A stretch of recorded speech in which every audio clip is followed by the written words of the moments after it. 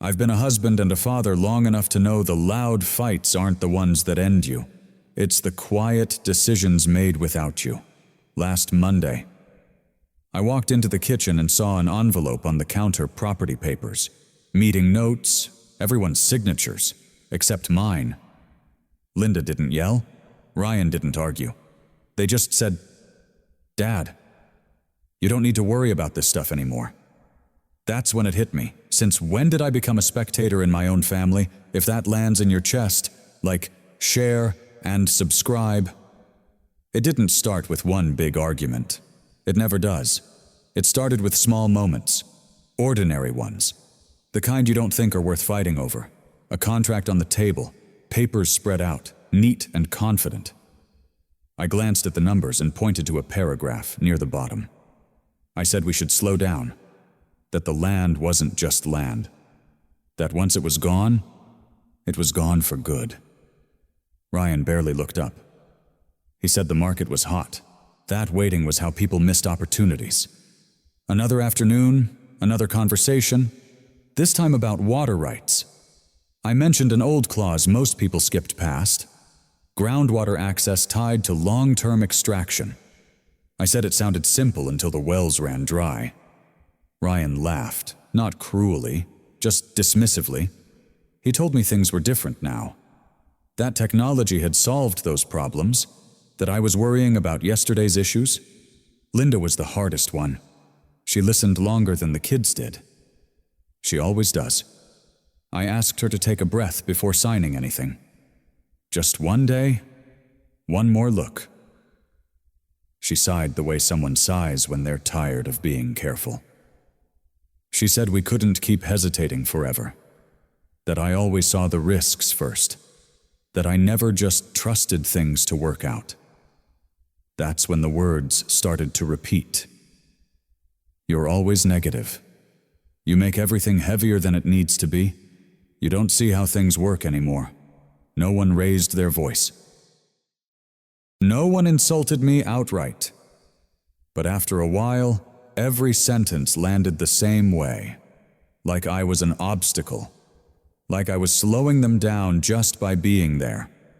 One night, Ryan said it plainly. He didn't mean to be cruel. He was frustrated. He said, "Dad, you always find a problem. We need solutions, not warnings." Linda nodded. She didn't argue with him. She just said, "You've been difficult lately."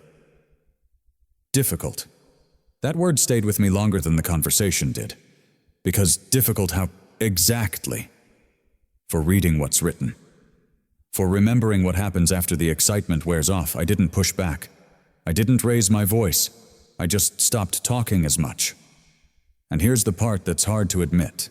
When people don't want to hear what you're saying, it's not always because you're wrong. Sometimes it's because listening would force them to think, to slow down, to sit with doubt instead of momentum. The world rewards confidence, not caution. It rewards speed, not patience. A nod is safer than a hard question. Encouragement is easier than honesty. When I pointed out risks, I wasn't trying to control anyone. I was doing what I'd done my entire adult life, seeing where things broke after everyone else stopped looking. But to them, it sounded like judgment, like resistance, like I didn't believe in them. So the label stuck. Difficult. And once a label sticks, everything you say gets filtered through it. Advice becomes criticism. Concern becomes pessimism. Silence becomes proof that you've finally learned to stay out of the way. I started noticing how often decisions happened without me. Conversations ended faster when I joined them. Emails came through late, if at all. No one announced it. There was no vote. I was just less necessary. At first, I told myself it didn't matter, that this was normal. Kids grow up. Parents step back. That's the order of things. But there's a difference between stepping back and being pushed aside. One evening, I caught myself hesitating before speaking, measuring whether it was worth it. whether saying something would help or just confirm what they already thought about me. That's when it hit me. This wasn't about contracts or water or land. It was about being quietly downgraded, not because I was incapable, but because I made people uncomfortable by slowing them down. And I wonder how many times I've done that to someone else without realizing it. Rolled my eyes, changed the subject, labeled them as difficult because it was easier than listening. If you've ever been told you're too much for pointing out what others don't want to see, you know this feeling. That slow shift from being included to being tolerated. No one tells you when it happens. You just feel it. And once you do, you can't unfeel it. The garage sits behind the house, half hidden by a rusted fence and a row of sun-bleached storage bins. Most people think of it as a place for broken tools and things you don't need anymore. Old hoses, spare parts, boxes you promise yourself you'll sort through someday. For me, it's where my days actually make sense. That night, after everyone went to bed, I walked out there with a mug of coffee and flipped on the single overhead light. It hummed for a second before settling into a dull glow. I rolled up the door just enough to let the desert air move through. Not for comfort, for habit. On the workbench, there were papers spread out in careful piles, sensor readouts, hand-drawn diagrams, flowcharts marked up in pencil, erased, redrawn. I'd been tracking pressure changes in the groundwater system for months. Quietly, methodically, I checked a monitor mounted to the wall, numbers updated every few seconds. Temperature, flow rate, drawdown levels, nothing dramatic. Nothing you'd call urgent if you didn't know what you were looking at. I adjusted a valve on a test rig I'd built myself. Listened, waited, then wrote down a figure in a notebook I'd been using for years. No one ever asked what I did out there. If they did, I probably would have said something vague. Fixing things. Keeping busy. It was easier than explaining, because explaining requires an audience, and I'd learned not to expect one. There was a time when this was my entire world. Water systems, resource management, long-term planning in places where mistakes don't show up right away. Back when I was still working, I'd spent decades on projects across the West. Reservoirs, agricultural runoff, emergency mitigation when towns started pulling more water than the ground could give. Most people only notice water when it's gone. I noticed it before that. I remembered one project in particular, a small community that approved aggressive extraction because it looked profitable on paper. The models were optimistic, the timelines short. 5 years later, wells collapsed. The ground shifted. Insurance wouldn't touch it. Families moved away. All of it had been avoidable. If someone had slowed down, that's the thing about experience. It doesn't shout. It just sits there, waiting to be asked. I leaned against the bench and stared at the diagrams I'd been sketching for weeks. The proposed land sale, the water access clauses. The numbers lined up in a way that made my stomach tighten, even if I didn't let it show. I could see where it went. Not immediately, not in a way that would make headlines, but eventually. And the worst part was how familiar it all felt. The patterns, the language in the contracts, the optimism disguised as certainty. I could have walked back inside and said something. I knew exactly what I'd point to, which paragraph, which assumption, which number everyone was taking for granted.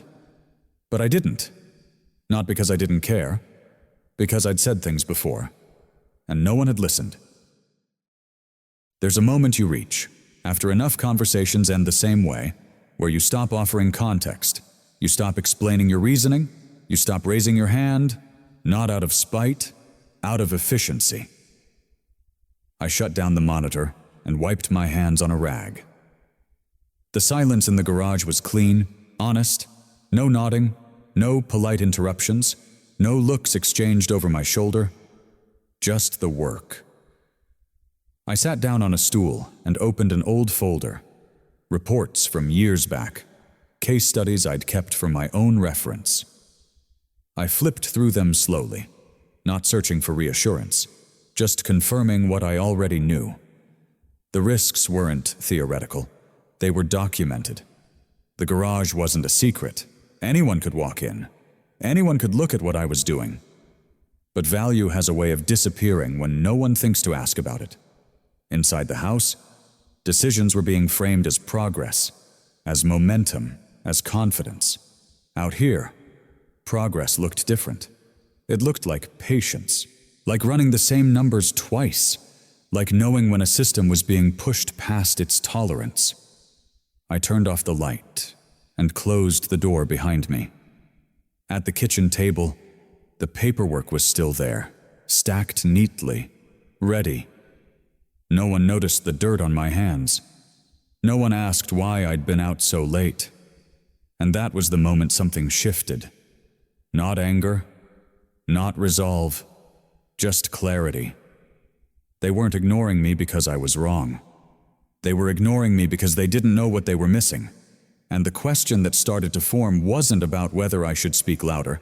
It was about how long something valuable can sit in plain sight before the cost of overlooking it becomes impossible to ignore. The email came through on a Tuesday morning. Not to me, I found out later, when Linda mentioned they'd had a productive call while pouring coffee like it was nothing.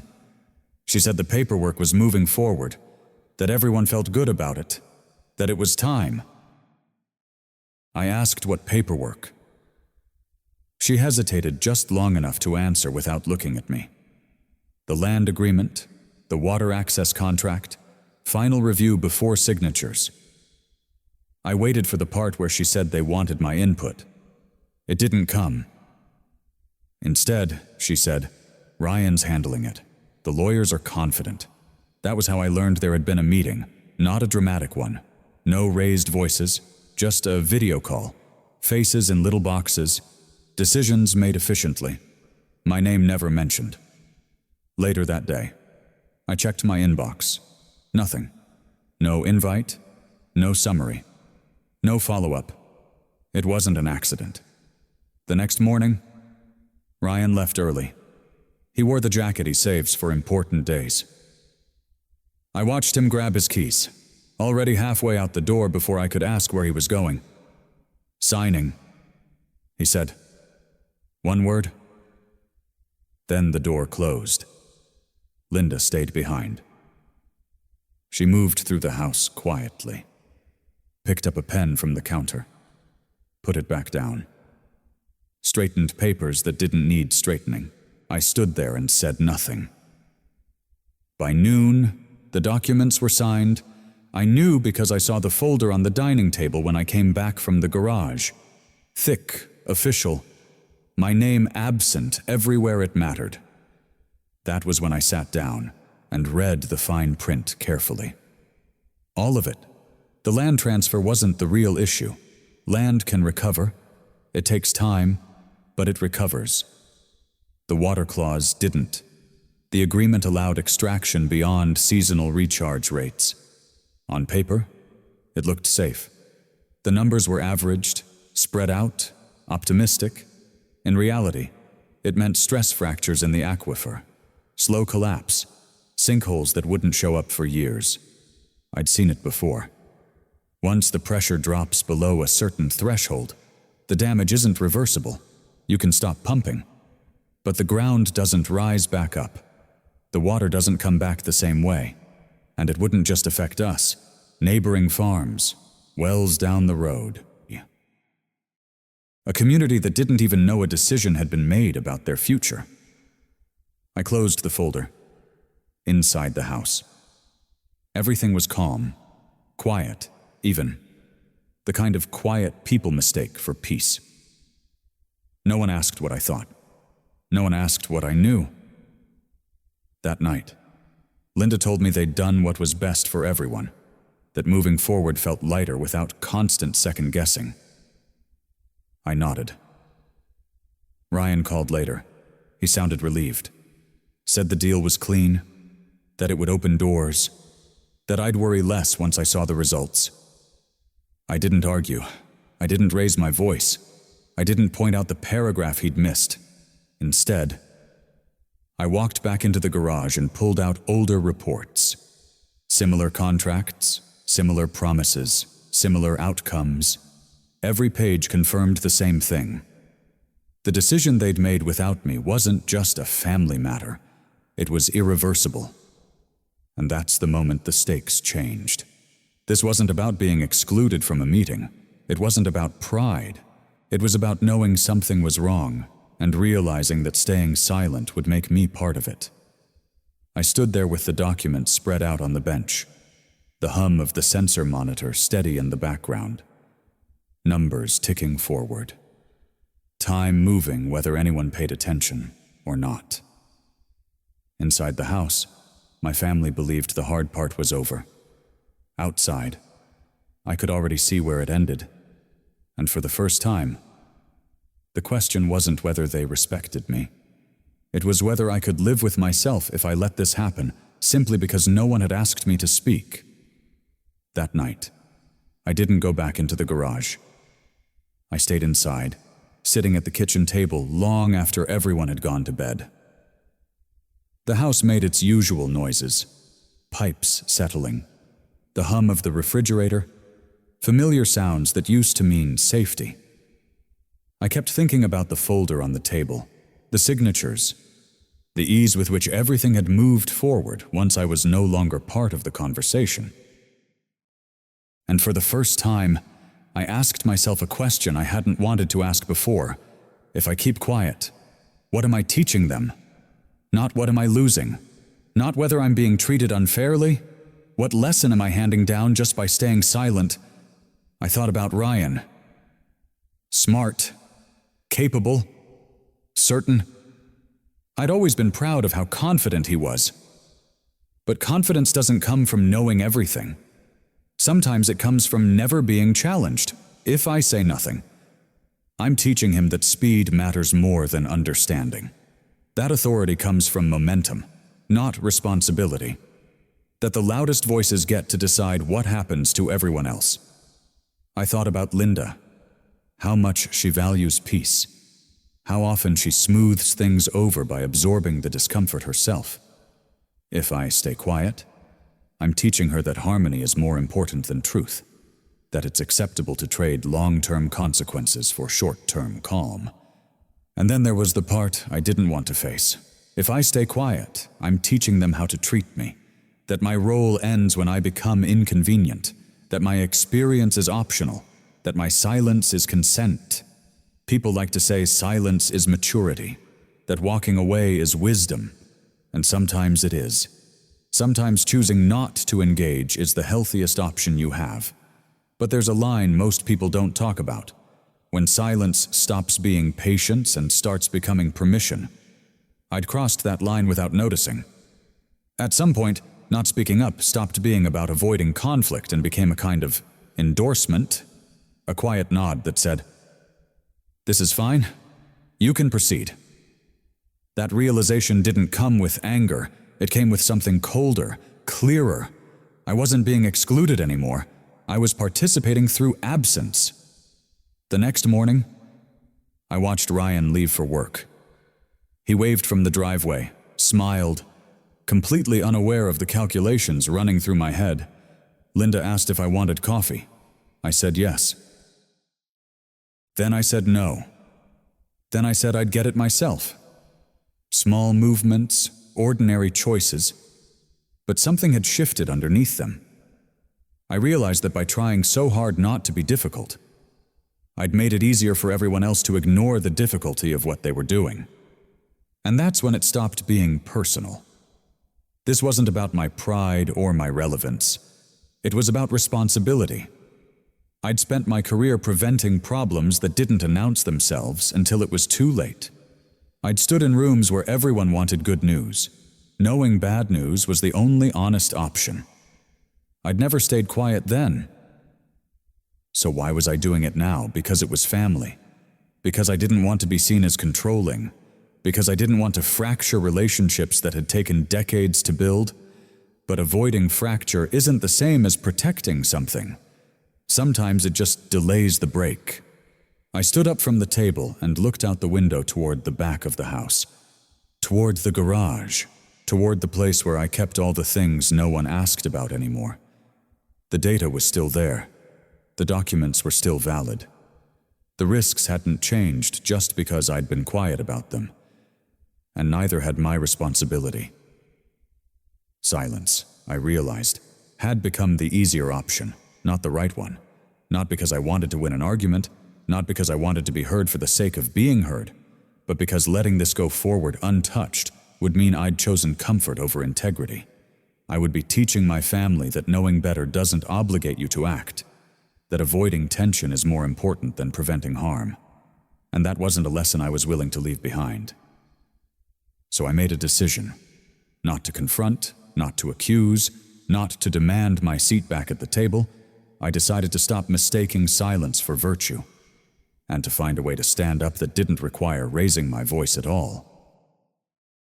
Because sometimes, the most dangerous thing you can do isn't speaking too much. It's saying nothing when you know better. The next morning, I went back into the garage, not with urgency, not with anger, just with the same routine I'd kept for years. I flipped on the light. The hum came back. Familiar, predictable. I laid the folders out on the workbench. Old project binders, deeds, operating agreements, the kind of paperwork no one ever wants to read once the excitement starts. I didn't open them all at once. I went slowly. That's something my work taught me a long time ago. Problems don't hide in the big numbers. They hide in the footnotes, the clauses people skim because they assume someone else already checked. I started with ownership, the land, the water rights, the infrastructure easements attached to both, names, dates, percentages. Nothing dramatic, just facts. Then voting rights. Who gets a say? When? Under what conditions? I traced my finger down a page I hadn't looked at in years. There it was. Still there. I sat down on the stool and let that settle. This wasn't about catching anyone in a lie. No one had lied.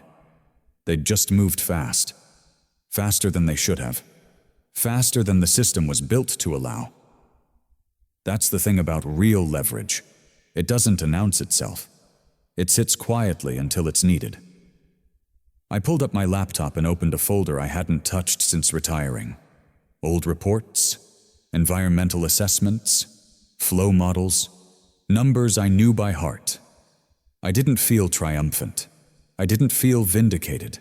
I felt steady. There's a kind of power that comes from raising your voice, from pushing back hard enough that people have to react. And then there's another kind, the kind that doesn't need permission, the kind that doesn't escalate, the kind that simply exists because the structure allows it. I wasn't going to threaten anyone. I wasn't going to accuse anyone. I wasn't even going to explain myself.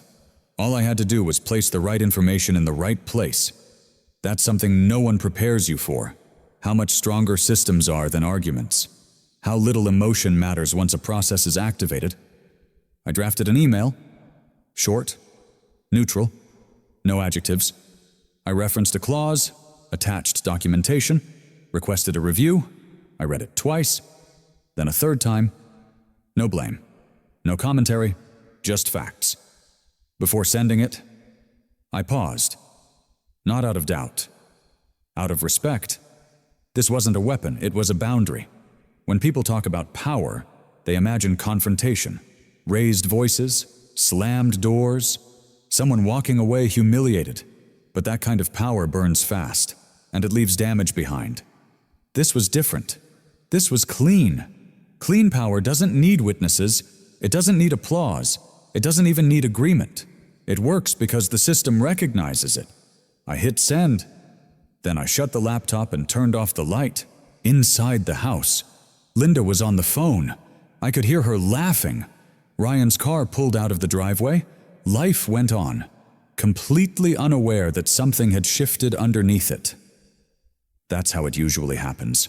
No explosion, no warning, just a quiet adjustment that changes what's possible next. I made coffee, sat down, waited. The response didn't come right away. That was expected. Processes take time, especially when no one realizes they've been activated. I wasn't trying to stop everything. Not yet. I was slowing it down. For the first time since being pushed aside, I wasn't reacting. I was acting. And that made all the difference. This wasn't revenge. It wasn't about reclaiming authority at the dinner table. It was about responsibility. About understanding that influence doesn't come from insisting people listen to you.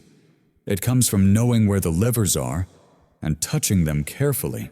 I'd spent decades learning that lesson. I just hadn't expected to need it at home. The garage went quiet again, back to being invisible. But this time, it didn't matter. Because what was hidden wasn't weak. It was waiting. The email went out just before noon. No subject line that hinted at conflict. No language that suggested urgency. Just a request for review, sent through the proper channel. I didn't tell anyone in the family. There was no reason to. By mid-afternoon, my phone buzzed, then again, then stopped. That silence told me more than any message could have. That evening, Linda mentioned it over dinner. "There's a meeting tomorrow," she said, not looking up from her plate. "With the board, about the land." She said it casually, like it was a minor inconvenience, something procedural. I nodded. Nothing else. The next morning, I didn't put on a suit. I didn't rehearse anything. I drove to the office the same way I used to, back when this kind of meeting was routine. The room was already half full when I walked in. People looked up, some surprised, some confused. No one asked why I was there. That was the first shift. The meeting started on time. Slides came up, numbers followed, projections, timelines. Then the review. A pause. Someone cleared their throat. Another slide appeared. A clause highlighted in yellow. The room leaned forward, just slightly. I didn't speak. I didn't need to. Questions started moving around the table, but not toward me. Toward the documents. Toward the implications.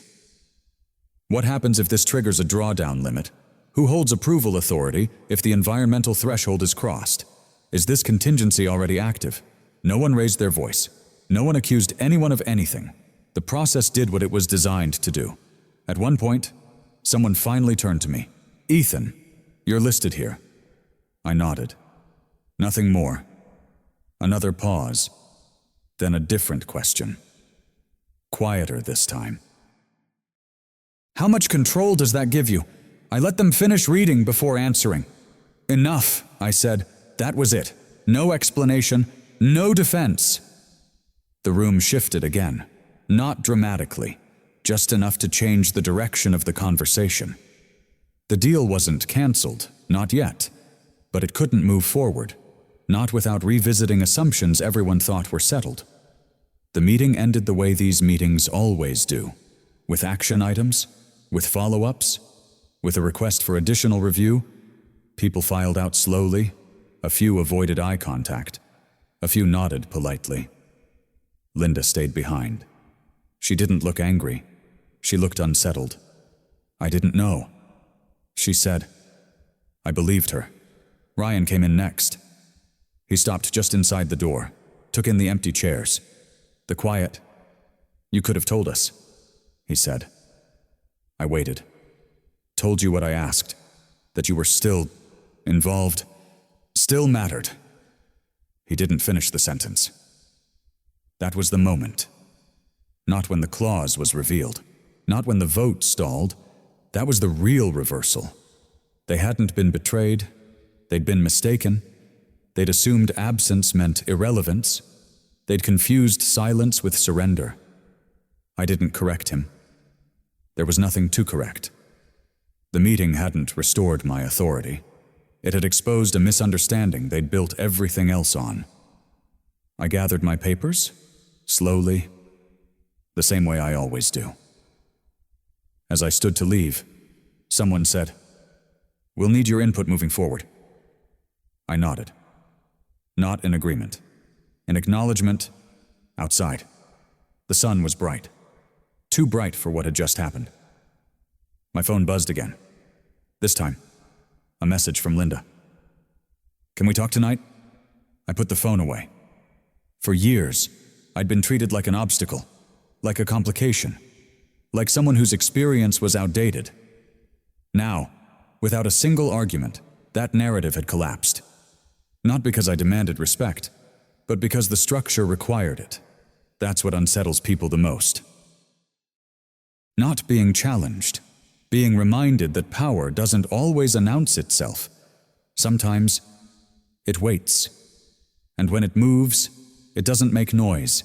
It just changes what's allowed next. That night, the house was quieter than usual. No television, no small talk drifting in from the kitchen. Just the sound of the dishwasher running and footsteps moving carefully. Like everyone was afraid of knocking into something fragile. Linda sat across from me at the table. The same table where, months earlier, she'd told me I didn't need to be involved anymore.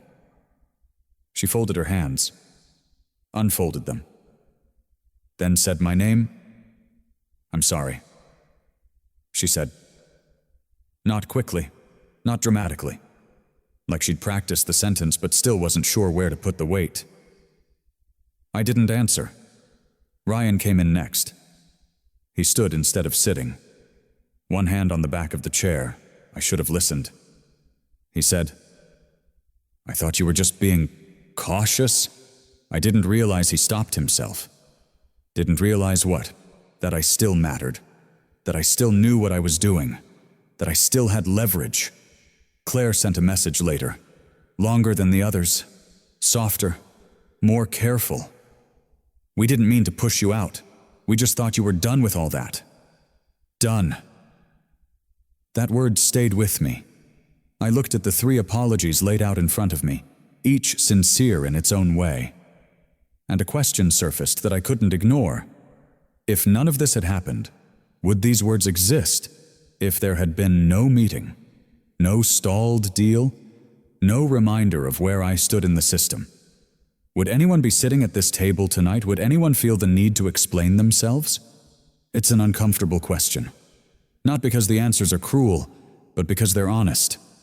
Most apologies don't come from reflection. They come from interruption. Something breaks the story we've been telling ourselves, and suddenly we're forced to rewrite it. In this case, the story was simple. Dad is old-fashioned. Dad worries too much. Dad gets in the way. It was a convenient story. It allowed everyone to move faster without feeling guilty. Until the story stopped working. I didn't reject their apologies. But I didn't rush to accept them either.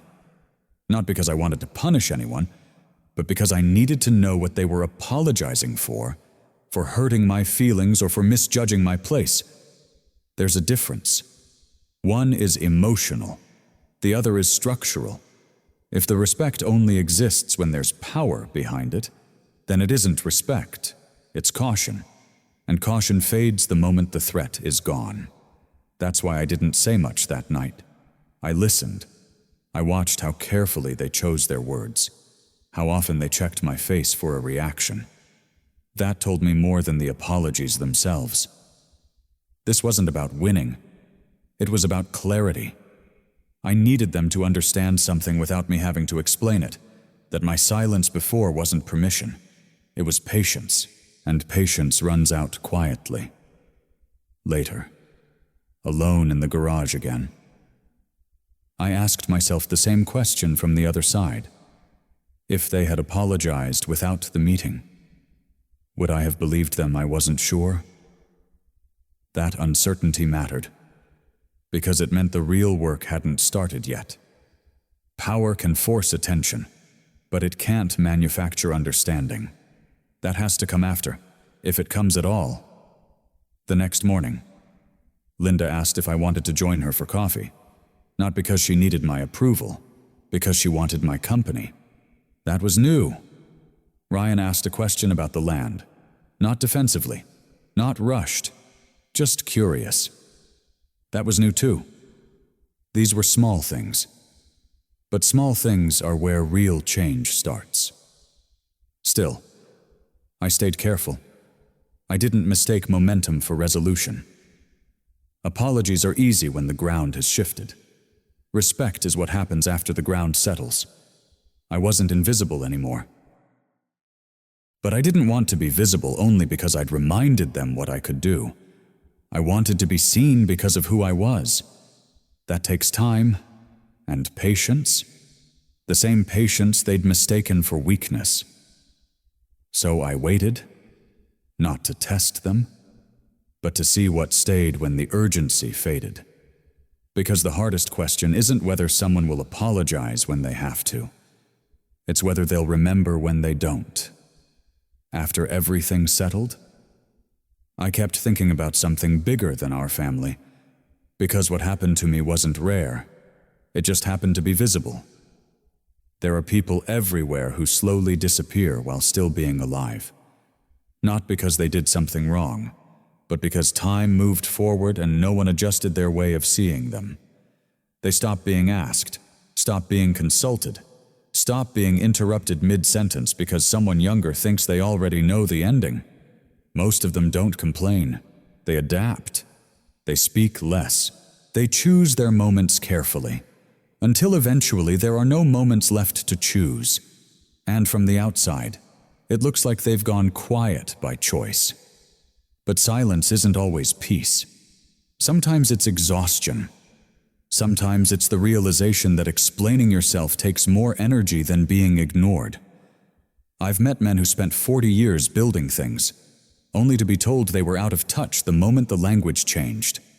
Women who held families together, then got reduced to background noise once the kids grew up and the world moved faster.